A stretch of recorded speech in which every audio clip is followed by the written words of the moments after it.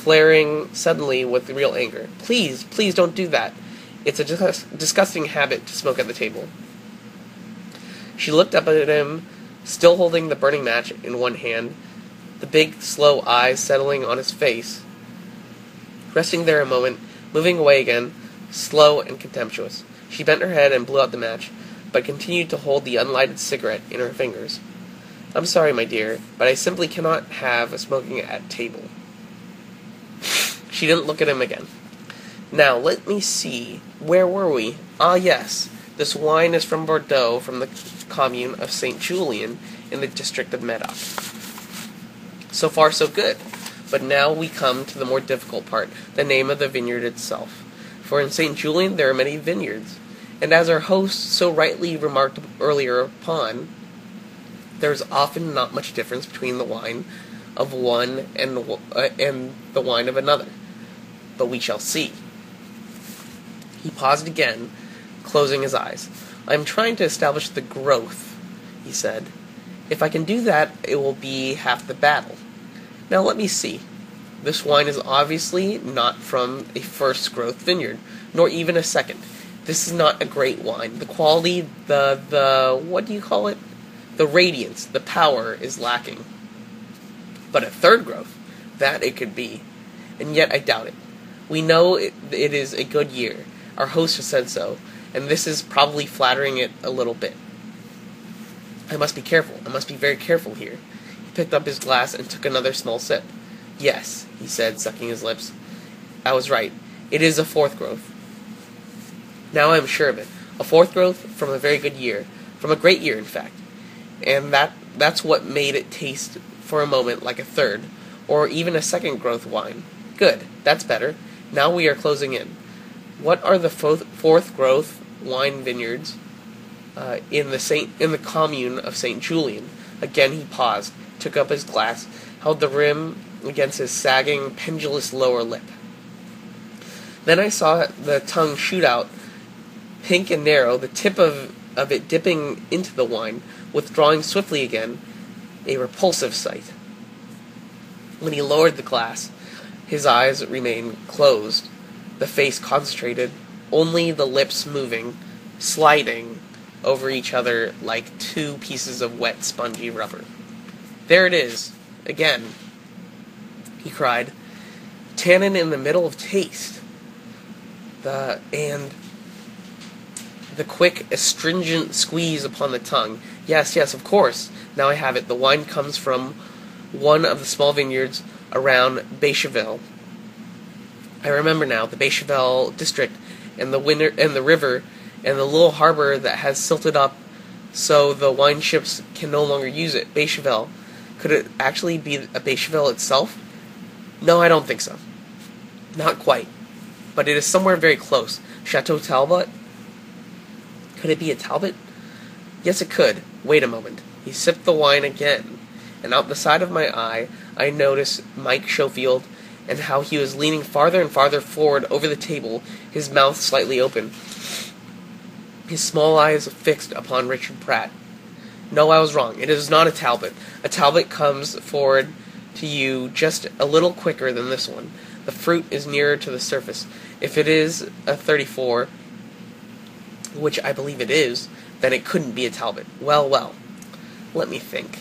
It is not a Becherville and it's not a Talbot, and yet it is so close to both of them, and so close, that the vineyard must be almost in between. Now which could that be? He hesitated, and we waited, watching his face. Everyone, even Mike's wife, was watching now.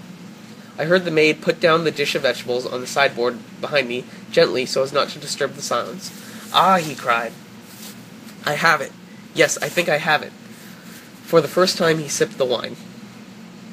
Then, still holding the glass up near his mouth, he turned to Mike, and he smiled a slow, silky smile, and he just said, You know what this is? This is the little Chateau Brunaire de Cru. Mike sat tight, not moving, and the year 1934.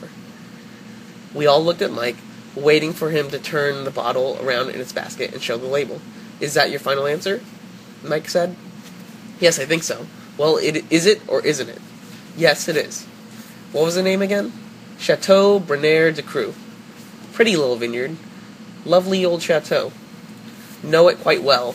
Can't think why I didn't recognize it at once. Come on, Daddy, the girl said. Turn it around and let's have a peek. I want my 2 houses. Just a minute, Mike said. Wait just a minute.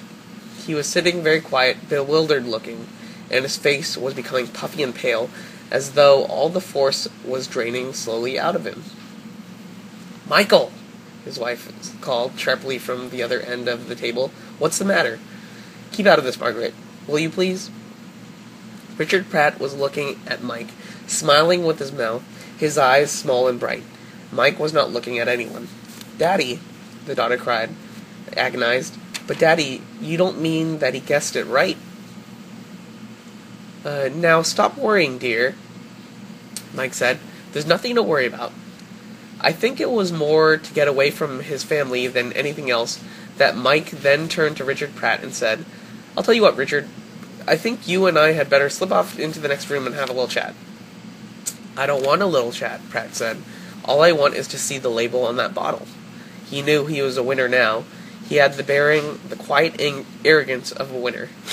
And I could see that he was prepared to become thoroughly nasty if there was any trouble. What are you waiting for? He said to Mike. Go on and turn it around. Then this happened. The maid, the tiny erect figure of the maid in her white and black uniform, was standing beside Richard Pratt, holding something out in her hand. I believe these are yours, sir, she said. Pratt glanced around, saw the pair of thin horn-rimmed spectacles that she held out to him, and for a moment he hesitated. Are they? Perhaps they are. I don't know. Sir, yes, sir, they're yours. The maid said, was an elderly woman, nearer 70 than 60, a faithful family retainer of many years' standing. She put the spectacles down on the table beside him. Without thinking, Pratt took them up, slipped them into his pocket beside his white handkerchief. But the maid didn't go away. She remained standing beside the slightly behind Richard Pratt, and there was something so unusual in her manner, and in the way she stood there, small, motionless, and erect. And I, for one, found myself watching her with a sudden apprehension. Her old gray face had a frosty, determined look. The lips were compressed, the little chin was out, and the hands were clasped together tight before her. The curious cap on her head and a flash of white down the front of her uniform made her seem like some tiny, ruffled, white-breasted bird. You left them in Mr. Schofield's study, she said. Her voice was unnaturally, deliberately polite. On top of the green filing cabinet in his study, sir, when you happened to go in there by yourself before dinner. It took a few moments for the full meaning of her words to penetrate, and in the silence that followed, I became aware of Mike and how he was slowly drawing himself up in his chair, and the color coming to his face, and the eyes opening wide, and the curl of the mouth, and the dangerous little patch of whiteness beginning to spread around the area of his nostrils. Now, Michael, his wife said, please keep calm now, Michael dear. Keep calm. The end. So, in case you didn't get the twist at the end, the guy was trying to get his daughter's hand in marriage if he could name the wine, but he had cheated beforehand. He had gone into the study and seen what the label was, so he was just pretending to think that he had guessed the wine when he had actually just cheated. So, Dad, I'll read you another story every day, and I'll try to send it to you, and then hopefully you can listen to it so you have something to listen to. Okay, love you, Dad. Bye.